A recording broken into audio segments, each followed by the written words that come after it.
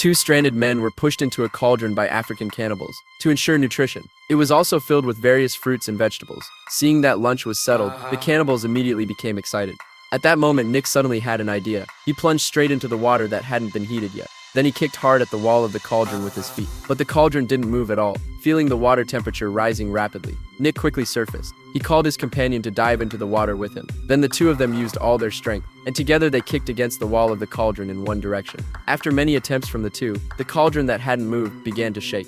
This made them immediately realize that this method worked, so they continued diving into the water and kicking hard. Unexpectedly, when the cannibals saw this, they were not anxious at all. Instead, they began to dance excitedly around the cauldron. The beat of their drums grew even more joyful. But at this moment, the two inside the cauldron were extremely panicked. Because the water temperature was getting hotter and hotter, they could only keep rocking the cauldron from side to side. If they couldn't tip the cauldron over quickly, then the two still could not escape the fate of being boiled alive. Seeing the situation becoming more and more critical, they had no choice but to dive into the cauldron again and again to kick the wall. Seeing that the feast was about to be ready, the cannibals around grew even more excited. But unexpectedly, in the next second, the 2-ton cauldron suddenly tipped over. The sudden scene scared everyone into retreating frantically. By the time they reacted, the cauldron with the two men inside was already rolling down the mountain.